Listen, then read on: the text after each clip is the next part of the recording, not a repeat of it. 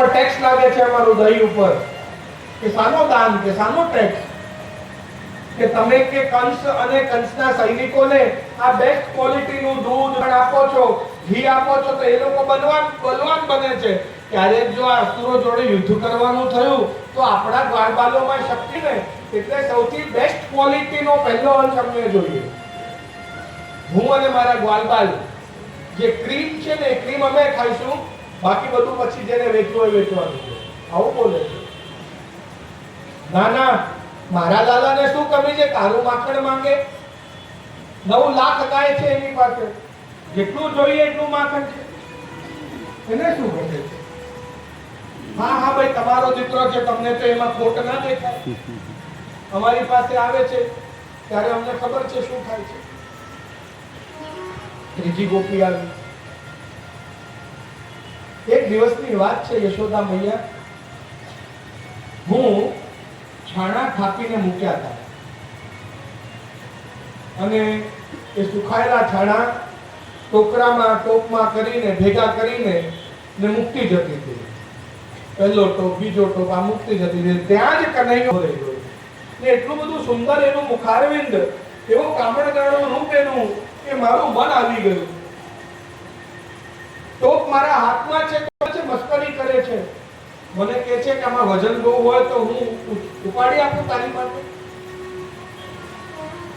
મારા મનમાં લાલચ જાગે. ટોપરા ઉપાડવામાં એના હાથનો સ્પર્શ મળશે, ટચ મળશે, શ્રીઅંગનું જીવન મારો કૃતાર્થ થશે. તો મેં તો કહ્યું હા ઉપાડી આપ, મારી હેલ્પ કરી આપ.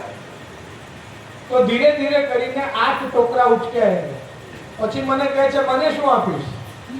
એટલે મેં કીધું કે કઈ મહેનત કરી છે કે કનૈયા તું ચાલ ઘરે, હું તને માખણના લાડુ બનાવીને 8 ભૂરો એમાં ભૂરકીને 8 માખણના લાડુ ખવડાવીશ.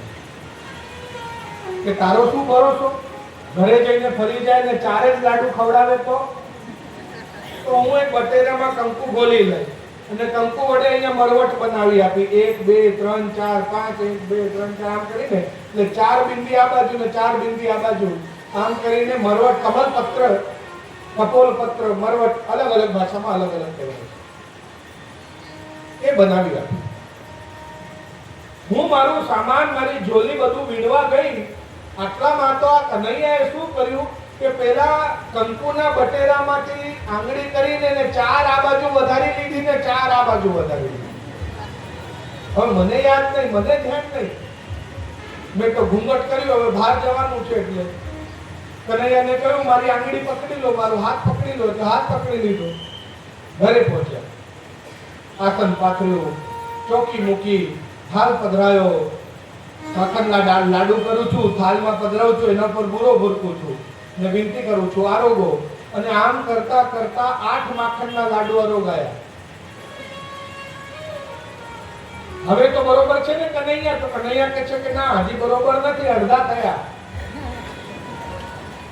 કે અડધા ક્યાંથી થયા? તે 8 ટોકરી ઉચકી, એની સામે 8 માખણના લાડુ તમે આરોગાઈ દીધા છે.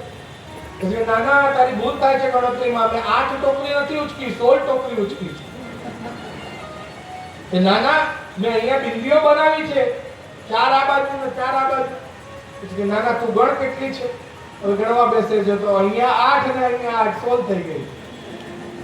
એટલામાં જોયું ભગવાનના શ્રેષ્ઠમાં કુમકુમ લાગ્યું છે.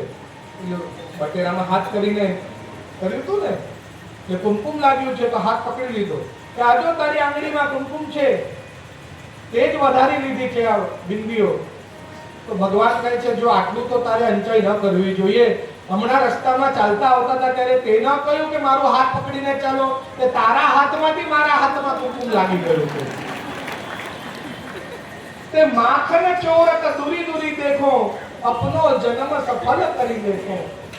ચલ સખી નંદ ગામ જાય બસીએ, क्षीरत खेलत व्रज चंद्र सोहसी.